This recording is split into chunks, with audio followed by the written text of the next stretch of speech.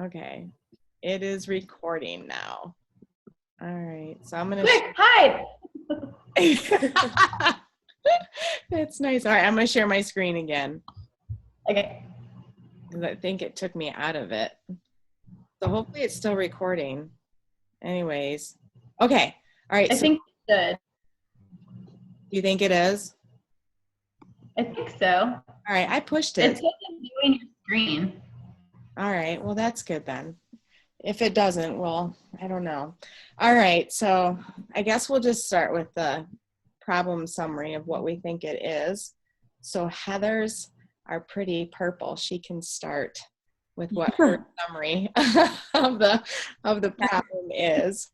Our wicked problem. Well, mine's kind of short. I need to go back and add to it, but I just kind of took it as learning through failure.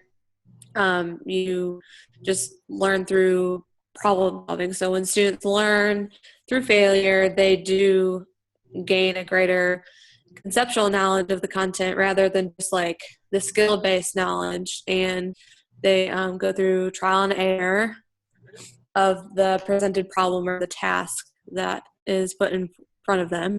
So then when they're in a well-structured environment that allows for failure and teachers allow that to happen in their classroom, then students can discuss their steps with each other, and collaboration is a huge piece, just for that discussion part with talking with their peers, and then using the new knowledge that they have to lead them to a solution or possibly more than one solution, just kind of depending on it. And something that it just stuck out in my head is just like PBL projects or problem-based learning, because, like when I use them in my classroom, there's not always one black and white, here you go, solution. And I have to, go through different either types of research or different sources and things like that in order to solve whatever essential question or driving question, I present to them. So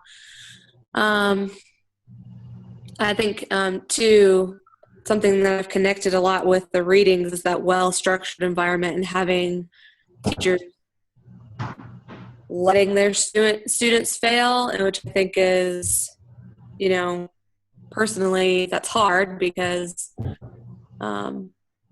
you want your students to succeed, and sometimes it's very, not that they're not succeeding when they fail, but it can get frustrating for them. So Can you just hold off on bouncing the ball for now? Oh, yeah. Sorry. no, you're fine. Come upstairs because I get distracted pretty easily by noise. It's okay. You can play your game, though, if you want. Okay, sorry. No, you're fine. I think that's basically it that I had. Actually, Heather, I don't want to get off track, but something that you said at the end kind of piggybacks on some of the things that I've picked up that I thought was what was considered the wicked problem. Because I got to tell you, at first, I didn't really understand how this was a wicked problem. I really thought it was common sense that you had to make mistakes to learn, and that people didn't criticize that, they encouraged it. And maybe it was just because that's how I was taught, in a lot of the things that I did. But remembering back, because I'm in my 40s, so remembering back that far, when I was a kid, it was a much different structure of learning. You weren't really given the opportunity to not know how to spell the word, before you got a bad grade on it. So when I kind of thought about it, I, kind of came up with my idea that I thought more of the wicked problem was about the fact that we didn't allow people to make those mistakes. We tried to stop them before it happened. And so we don't really have a good way of evaluating, what we're evaluating for things, but not evaluating and looking at how we're evaluating them. And when I think about ultrasound, and I've looked at how my colleagues evaluate our students and we create the assessments, I've noticed that when a student begins to make those mistakes, when they make the mistake, we'll say, okay, see, there's a measurement of what you don't know. And so that's a problem. Not, okay, how are you going to move past what you don't know? We don't incorporate the process.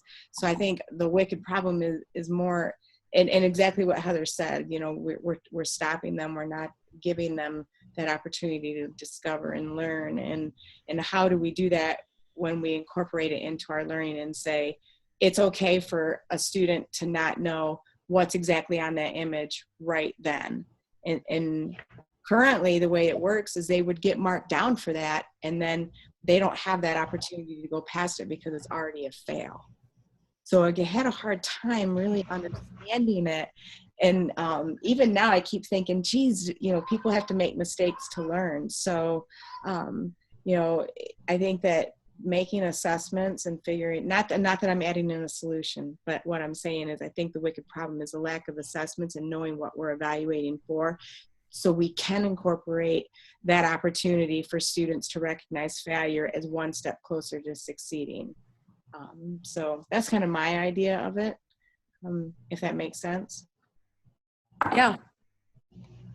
So I haven't finished all of the readings that I said I was, but I'm working on it.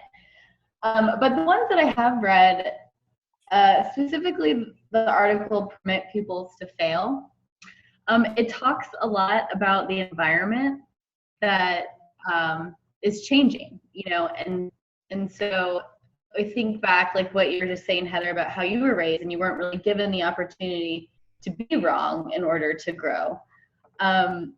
That's still very much the case. I mean, for example, like we want to teach students how to manage their time wisely. However, when do we ever give them the opportunity to make those choices themselves? We don't. We tell them when they can go to the bathroom, when they can get water, when they can go to recess, when they have to study this, when they have to study that. Some schools give homework. Our school is trying to move away from that, but same thing, like we're telling them how to manage their time at home. And so one of these articles really stressed the importance of like giving them that free time to explore how to manage that time. And that will involve failing. But from that failure, they learn how to better use their time next time. And that's not going to come from a teacher or a parent saying, look, you have to do this, and then you have to do this, and then you have to do this in order to meet your deadline. I mean, how many times have we tried to do that? It's not as effective as it is for the kids who can genuinely grasp the concept of time management, you know? Mm-hmm. And I think also the way we structure school to begin with is not a hospitable environment for failure. I mean, intrinsically, people want to succeed the very first time they do something. And I've been trying to think about like where that comes from, you know, because I think about myself, like when I try something new, of course I want to nail it the first time. I don't want to look like the idiot who can't stand up on a paddleboard, like, or whatever it may be. But why is that? You know, like what is so wrong about not getting it? And if you think about it, like anyone who's ever learned a new skill has never been a master after their first attempt. Right. So why is it that we attach such weight to success and not failure? Like failure seems like the stepping stones to finding mastery. But we want to put all the emphasis on success, and like having classrooms where the teacher is the one with all of the answers seems to be counterintuitive to the fact that we want them to fail, and we want them to fail up or fail forward or however you want to call it. But we want to encourage those mistakes so that they can learn and grow from them. But yet we don't ever want to be vulnerable in front of our students. Mm-hmm. And that's something that I focus on a lot in my class, because one of my biggest priorities, if I can't do anything else right, is to instill a strong sense of confidence in my kids. Mm-hmm. And if they can leave my class knowing that They might not know how to do everything, but at least they can believe that they can. I feel like that's huge. And so when I don't know an answer, I like kind of make a stupid big deal about it. Like, oh guys, wow, all right, so what did I do here? You know, and like I really draw attention to the fact that yes, I am the teacher, and yes, I do not know all the answers, but I'm willing and happy to explore finding these answers with you. And I think that that's a mind shift for the teachers. And I feel like for us to really search for a solution to this wicked problem, to me, it seems like that missing link is how we get the teachers like us who understand the value of failure, and the teachers who don't, and the students that are impacted in the middle. Like, how do we bridge this gap? Because the students are never going to be able to learn how to fail up or fail forward if the teachers that they learn from can't model it for them. Right. My school does, we're not a responsive classroom school, but we are inspired by. And so part of that is modeling. And I always thought, well, of course, like I model stuff all the time for kids. Like, this is how you do this, and this is how you do this. But until I took this responsive classroom training, I didn't realize like how strategic that process is. And in this process, you know, you initially explain, okay, well, I'm going to teach you how to cut with scissors. Okay, you need to know how to cut with scissors because blah, blah, blah, blah, blah. And then without any words, you show them the appropriate way to cut with scissors, silently, with no words. And that was always something that I didn't ever think of. And then after you model that, you ask them, what did you notice? So then they're drawing out all of these things, all of these observations. Well, I saw that you held your hands like this, and you used your other hand to hold the paper down so it didn't fly away. You kept your blades pointed downward. Then you have a student model in their own light after your example.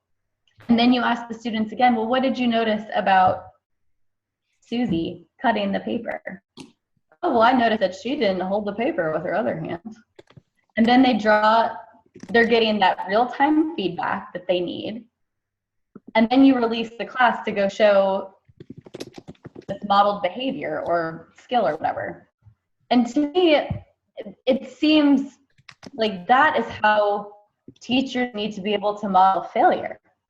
It's not my solution. It's just a connection that I've drawn. And I'm sorry I'm so long-winded. Oh, I think it's interesting. It reminded me, so I started taking notes. I'm hitting notes over here on the side. That way there's some things that we can remember. I don't remember where I learned this from in one of my other classes, to take notes while we have a Zoom meeting. That way we can look at the transcript later and think and remember some things that we said instead of watching the video. But I thought you said something really interesting. You said that teachers need to admit they don't have absolute knowledge.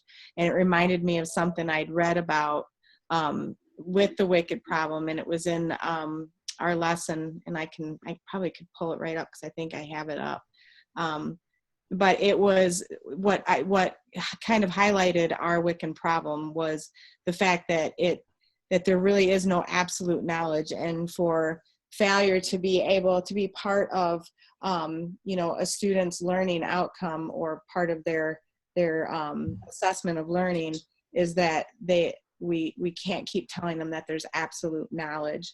And that way failure is somewhat of an option to get to that success. At least that was my interpretation of what I read.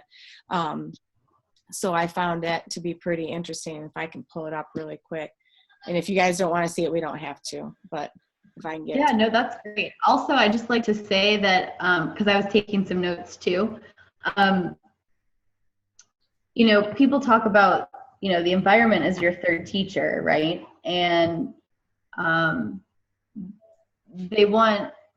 ideally you create an environment that feels safe for your students to take risks. And in that same respect, I think teachers need to be given an environment where they feel safe enough to take risks that might lead to failure and are actually encouraged to fail and to fail frequently. The whole educational system is changing before our eyes, and I think that we've had the good foresight to join a graduate program that is, looking to the future. But I think also, like, with that skill set that we're gaining, it also needs to be a mindset that we're willing to shape and alter as things shift and change in the system we work in. Mm-hmm. And I think some people who I work with have very fixed mindsets on, okay, well, we've been doing this for 10 years, so we're good. We don't need to tweak anything. Like, we know exactly when each thing's going to happen. We've already troubleshooted. We know when all the problems are going to come up, and when we've figured out how to get rid of those, we're good. And that's not acceptable anymore. It's just not. What was relevant 10 years ago is completely irrelevant now. Right. And the amount of information that the kids have makes that premise seem antiquated. If your whole lesson is okay, we'll answer these worksheets, here are the right answers. I mean, what is that teaching them? Right. It's not. Sorry, I'm getting preachy. No, you're fine. So Heather, so I guess, what do you guys think, kind of getting down, to what we got to move on to step number 2. It looks like kind of going through some of our questions here. And I didn't pull up the right thing, so I couldn't pull it up, but we can go back to that in a few minutes. I'm going to just scroll back down here to this part. So I think we all see what causes the wicked problem, all the things that contribute to it. And it sounds like we all agree to all the things that kind of contribute to it. Does it sound like we have a good idea together of what makes this a wicked problem? I think so. Yeah, I think so. I think so too. All right, cool. We agree on that. Well, it says summarize the wicked problem to your own words. I think for sure. And allow each member to share their understanding of the individual. Yeah, because I have to admit, I did not. I was like, what? People don't just get to mess up. But when I looked back at what we were doing, I was no different. I tell you, when I reflect enough of this class, I have learned how I've really, evaluated down for a student making mistakes. I've even had students say to me, when they were learning how to read the ultrasounds or something, they would say, I'm a student. Am I not supposed to? How am I going to learn if I don't make mistakes? And here's some of the common things that I would say is, well, you can make mistakes, but what matters is the process in which you're problem solving that out. Like, how did you, when you made that mistake and when you realized it was occurring, what did you do next to learn from that mistake? And I was shocked at how many students would say, well, I don't know, I'm a student, that's what I'm supposed to learn. And then I would follow it up, because I role played this out, and I would say, but if you don't have a process to recognize and move through it, you're not going to learn. So it was really, this was a fitting one, jump into, because I wasn't going to at first. So it's really made me look at what I'm doing in my program, and I've come up with some cool things. But anyways, back to this. So I guess let's review the entire list of questions. Where do your questions intersect, and where do they differ? What are the most central and critical to your understanding? Okay, so I guess let's go back up and do that. Is this scrolling back and forth getting you guys dizzy yet? Nope, I'm taking notes on a legal pad, so. Heather, you got in a group with really two big talkers. Are you? I know. Well, and that's how I am too. I'm more of a listener naturally too, but I'm here. I think it's weird too that you can't see me, so you can't see my facial expressions. And, are you are you pointing to the people in your room going, look? guys talking. No. I think it's awesome. I think it's pretty fun. Okay, so we can go through these questions. Do we want to go through one by one, or did you guys notice any of them that kind of popped out? I noticed, because this is Jocelyn here. Here's why do we fear failing? And I think all right here, why do we fear? We all kind of came up with that common theme that people fear failing, and why don't they see that as part of their success and embrace the mistakes that they've made? I think that's something we've kind of all talked about, and I think it comes back, and I think we've all even said it in some of the things we've said. So this is where I think we can find a common ground. Is it's somewhat the way we were conditioned, that you strive to succeed, and if there's mistakes made along the way, that's a sign of, at least my perception of how we graded, and some of the things that I see is, that's a weakness. It's not a strength, it's a weakness, and you have to fix that and move past it. So I think it's conditioned. And yeah, I think that's an interesting point. Like, I feel like oftentimes failure is associated with weakness. Mm-hmm. But as we're exploring this wicked problem, I don't think they're synonymous. What do you guys think? I Heather? definitely think that it's a sign of weakness, and I just thought of something else, but I lost it. Sorry, I was taking down some notes. Let me think about it. I'll come back. Okay, so Jocelyn, what you just asked is weakness and failure similar? Are they really? Yeah, like synonymous. Like, why are they connected? And is that why we fear failing? Because it's perceived as weakness.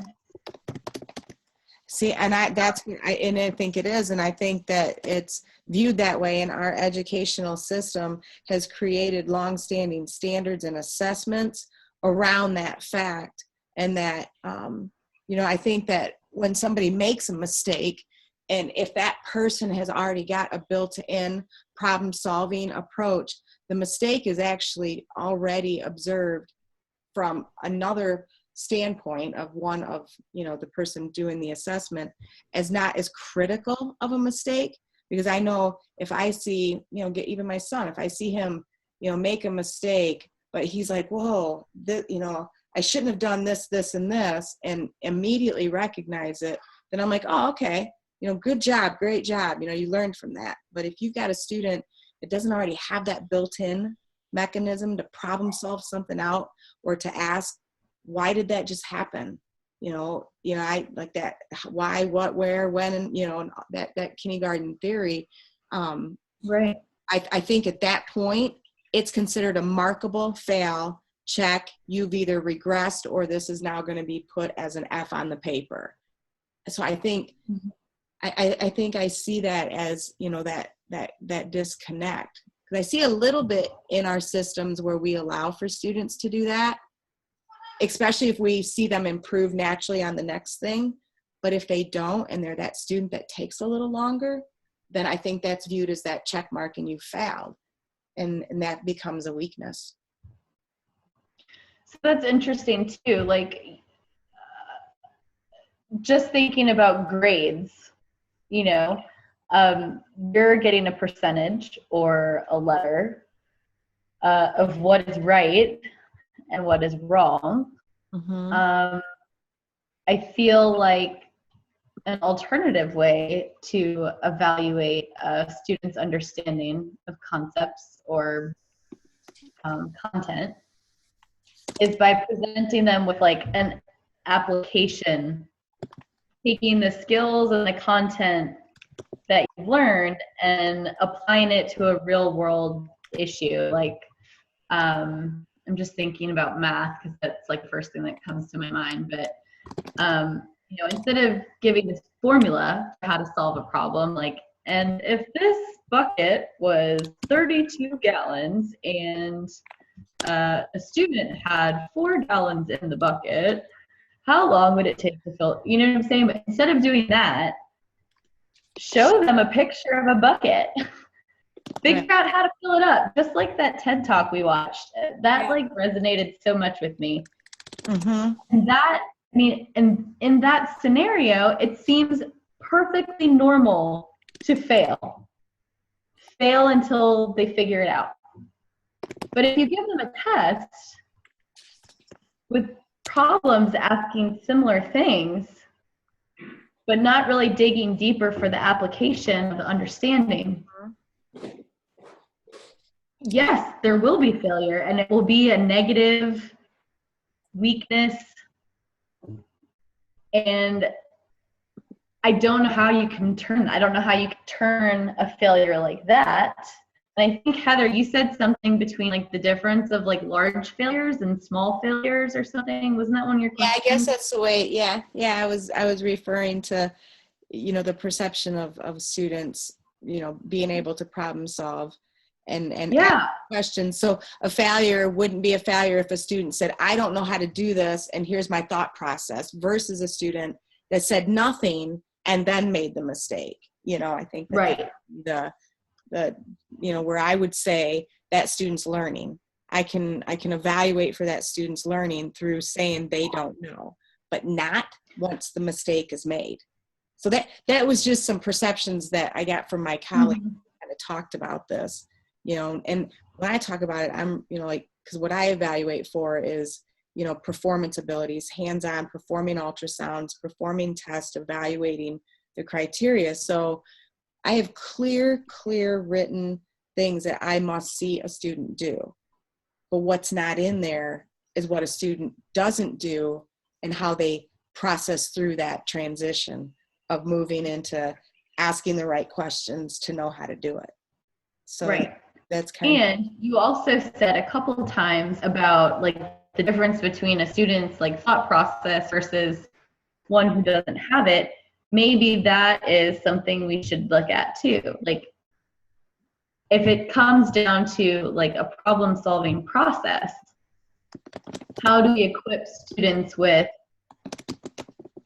the problem solving skills that will eagerly accept a challenge without fear of failure, because they already have this process ingrained in them, and they understand that part of the process is not to get it right on the first go.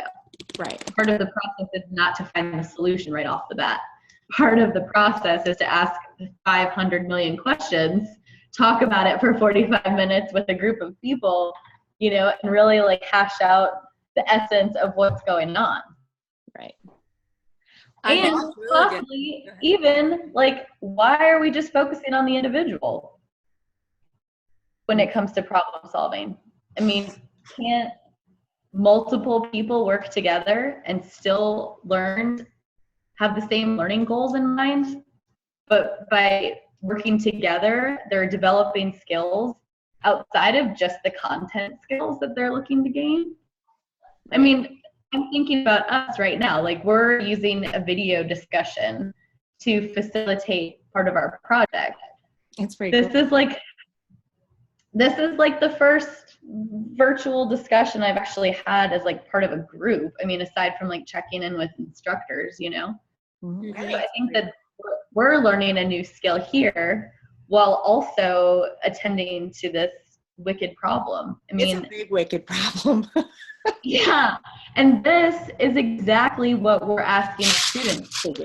Yes, we are. All right. So what questions here? Because so where do our questions intersect? So I think that we definitely see that we, sorry, I go back up, you guys. All right. Okay. So how about somebody else pick a different question so I don't feel like I'm totally. All right. So why do we fear failing? That's one that we definitely see a common in. Is there somewhere in here where you guys can see where we might kind of go away from each other. Gosh, it doesn't really look.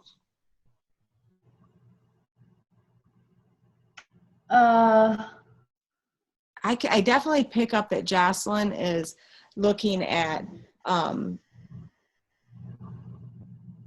definitely the outcome, you know, like you're definitely a solution girl, that's for sure. I can see where you're, you know, you're definitely looking at, you know, where does it lead? Yeah, so this process is hard for me. No, I think it's great. I just am looking, I think we all agree a lot though. So I can see where that our group, we don't, unfortunately, here's what we don't, it doesn't look like we have that person that stands out that says, you know, this is, that brought a little bit different twist on it. What do you think, Heather? Yeah, I agree. I mean, I was just trying to look as you scrolled. And if you want me to move up, you guys just tell me to go back up. So I'm trying to. Oh yeah, you're good. Okay. There was something in here that I thought, how does failure promote problem solving? There's another one right there. And I'm using our professor over here because he picked up on, Heather had a couple of fascinating ones. Why are there different ways of failing? That's a good question too, Heather. Mm-hmm. What do you mean by why are there different ways of, you know what, did I just kind of talk about that too? Or what do you mean by that? I don't know. I guess that question, like, yeah, I mean, I don't, like, why are there different ways of failing? So why, I guess it's part of that problem solving process. Like, why would I solve a problem differently and maybe fail in a different way than like one of you would? Like, why, I don't know, why are problem solving, trying to think of the word, like, why do we problem solve differently, you know, too, and why do we fail differently? I guess those two kind of relate too, since that first one that we kind of had talked about was about our problem solving process. I think they do too. I think it does too. Why are there different ways of failing? I mean, have you guys ever, you know, thought of, you know, there being, well, I think we just kind of described that, and that's why I found that interesting, is I think that we just kind of picked up on that, you know, if there's different ways of failing, then there's different ways of assessing that failure. And if there's different ways of assessing it, then there's got to be ways to put a value of ability on that. So when you evaluate, are they performing, you know, at a level of higher quality, you know, to be able to do the, you know, again, I'll use ultrasounds, just hands-on, it's what I know, to be able to do that scan with a higher level of competency than somebody else.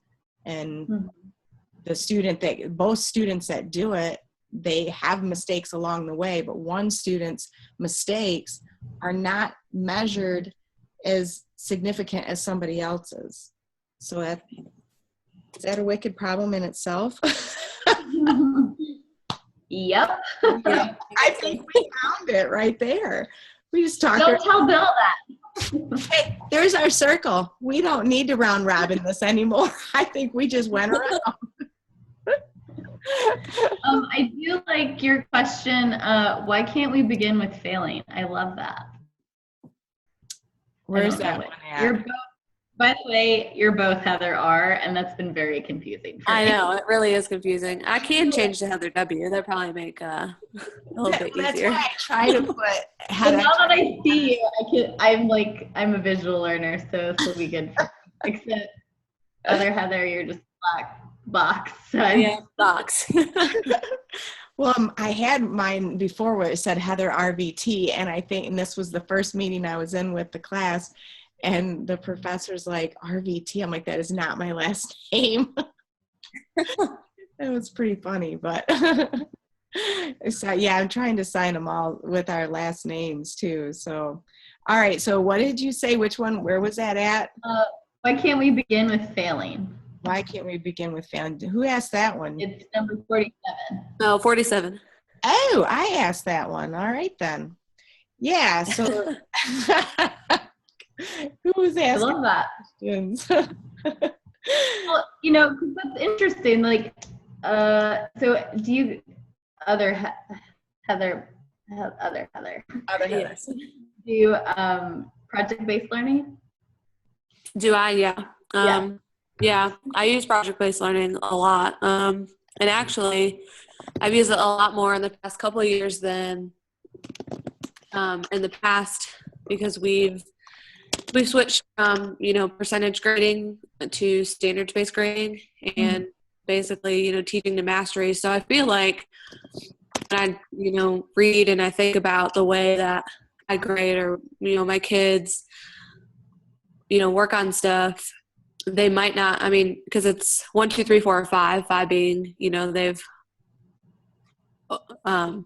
gone above and beyond of what they need to know for fourth grade content, and then 1 is they can't even do it at all with my help. And a lot of the time through these PBLs, they only really master up to like maybe a 3 or a 4, just because of what they've problem solved and what they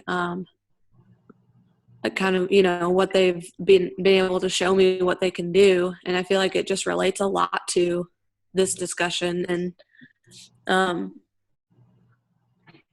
don't know why we begin with failing. I think definitely can relate to PBL, just because when they're trying to figure out the answer to the driving question, when you teach through PBL, you don't really, you don't do a whole lot of teaching the content first, and then they work on a project, and then here's this end product. Like, they learn through the process. So And then I guess my connection to that is so you have to do, planning for PBL is very different than like traditional planning. Oh yeah. The way that I do it is I look at my learning goals first, and then I attend to the content. So I work backwards. And so it makes perfect sense to me that fail first and fail often. Right. And then from those early failures, you can develop a prototype or whatever it is that you're making or solving. And then you can move towards testing and solution. This is also, I don't know if you guys have ever worked with design thinking before, but I attended a conference in 2014 by Fuse, and it was all on design thinking, and we like literally had to do what we're doing now, like work through a problem. And we had to go to a strip mall and interview people at Starbucks who were like, what the heck are you doing? Bugging me while I'm drinking my chai tea latte. And we had to ask them questions about like how we can improve the school system. And in the middle of the summer, it was just a really eye-opening experience to walk through that whole entire process. And it was a lot of what we're doing now, generating a ton of questions, not rejecting anything, just being like, yes, or also yes. And then from that, extracting the themes, like what we're doing now. And then from that, figuring out, like, based on that main idea, what we can do to help support the user. And so in this case, I don't even know what our user is, honestly. Like, is it the student? Is it the system? Is it the teacher? I don't know. Oh, that's a good question. Yeah, that is a good question. Yeah, that really is. That really is a good question. Because I guess I thought, you know what? Here's my very first initial thought to this whole thing before you even ask that really good question. I'm gonna have to put that in our transcripts. That was good. I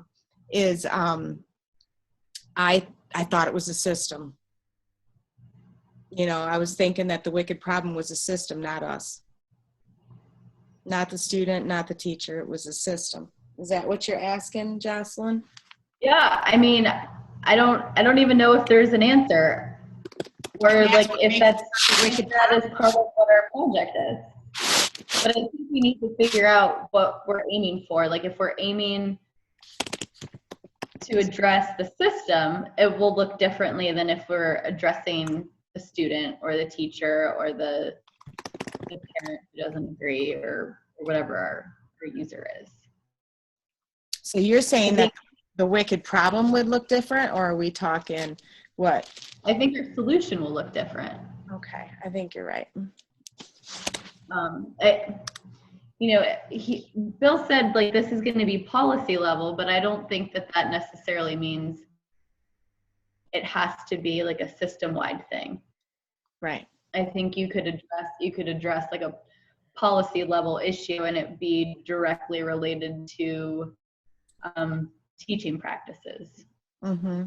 So Heather, what you're doing is really interesting to me because it sounds like when you went to is your curriculum considered project-based learning? Is that how that works? No, I just incorporate like the Common Core standards into different PBL projects. So I'll, center around. Right now we're working on, because a huge part of fourth grade curriculum, for example, in North Carolina is North Carolina history. So we just kind of pick a broad topic and then, attach standards to it. And then we just work through like teaching those standards through like this problem-based learning project. And like, just for a quick example, my kids now, they've like done different things with like the North Carolina state symbols and the regions and, aspects and characteristics of the regions. And then their final product is making a Google Map trip that incorporates like different monuments and historical buildings and things like that. And they have to, there's 3 fourth grade classrooms in my school. So each classroom is focused on a different region of North Carolina, and they kind of all collaborate to make like a trip using Google Maps, using all of their learning and everything. So it's a huge, like Jocelyn said earlier, it's not like, planning a regular old lesson and then going and teach it. I mean, this has been like a, 2.5 month long, project, but you get so much done and they learn so much throughout that process. And it's interesting. So because you're if you're using the Common Core, then you're using those standardized assessments, and you're using basically, kind of that Bloom's taxonomy flipped a little bit. Is that correct? I mean, does that? Yeah. So how does it allow for flexibility in the failing component or the discovery part, which would be, a student being able to make mistakes and going, oh, that didn't work, and then moving on. Did you have to write those in, or does it still remain flexible to do that? I mean, I think it's, and like Jocelyn, if you do PBL too, you can kind of, help me with this, but I feel like it's more flexible because, your kids, they're working together in groups, so they have that discussion and they have, where they can kind of work through together. And then they also have like other groups, that they can kind of go off to and, say, oh, well, this group did so-and-so. And then, oh, well, let's look at what we did. And maybe we need to take it a different direction, or we need to look at this a little bit of a different way. Because a large part of PBL also is the presentation piece. They have to present their project to not only their classmates, but it might be, stakeholders in the school, or like last year when we did this project, we had some like travel agents come in and just kind of talk about like what they kind of do for their job, and then they came back in, and our kids presenting it to these travel agents to see their North Carolina trip. So I think just a lot of that collaboration piece between like teachers and other students, and Wow, that's really cool. That's really that's great. I mean, that's great that you're doing. I think also like what you were saying, there's many opportunities for real-time feedback. Yeah. And I think that feedback addresses the failure part, because you're making multiple iterations of whatever it is that you're doing, and you give the kids time to share those ideas or iterations with each other, and can generate feedback from not only the teachers, but from their peers. And Right. from that information, they can go and they can improve upon whatever it is that they're working on. And I think that might be an interesting entry point for failure, because essentially that's, I mean, reworded, that's what they are, kind of like those little failures, you know, Yeah. like, oh, well, we missed that, or, oh, we should have thought about that in a different way. I don't know. I feel like that's a huge benefit to doing PBL, and also the reflection piece at the end. Yeah. Our kids have to reflect on, I make them reflect on everything, but Yeah. but especially at the end of a big project. Do you guys teach? What ages do you teach? Fourth grade. Yeah. Fourth grade. You both teach fourth grade? Yeah. Oh, wow. That's really cool. That's really cool. And we're both on the East Coast. Wow, that's really cool. Wow. See, my son is, well, we can't get off track. Boy, I'll tell you, we'll be here all night. We got to stay on track.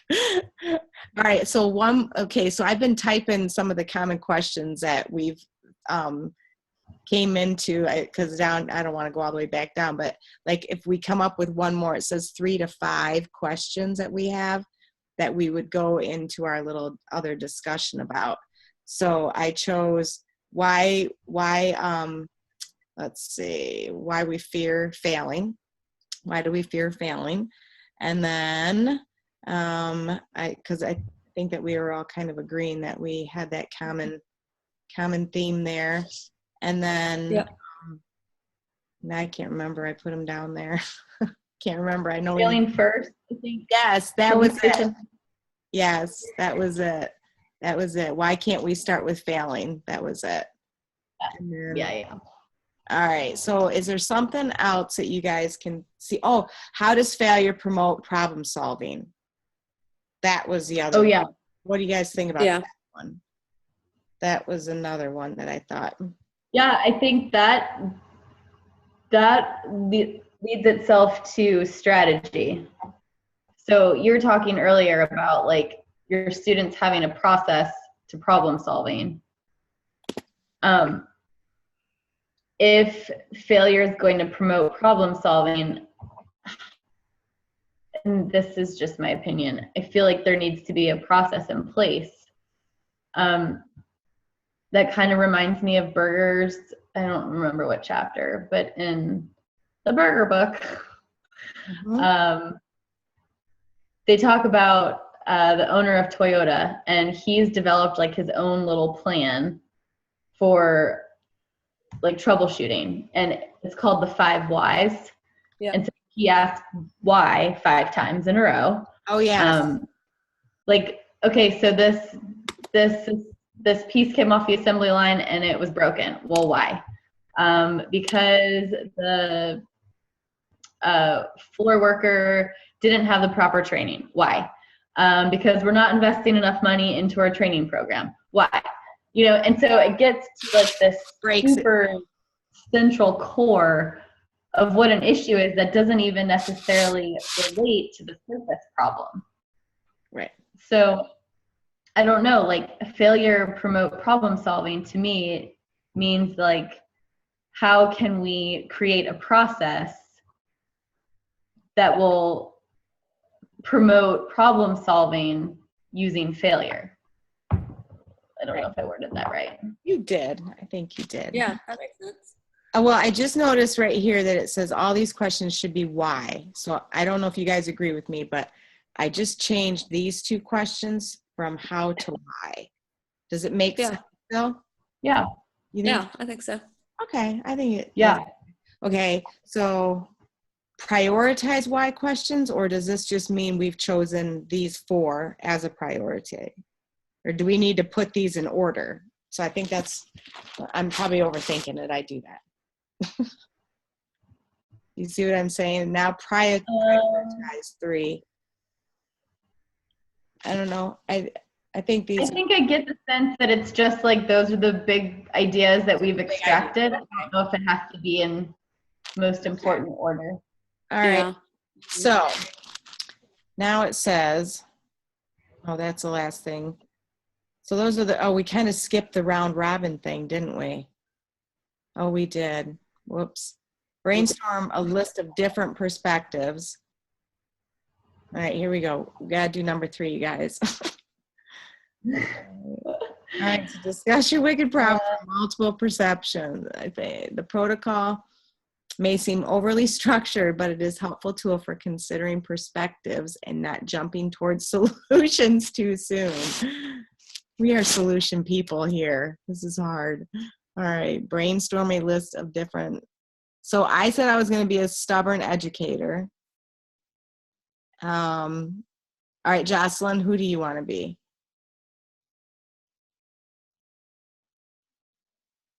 Uh-oh, I think I lost you guys.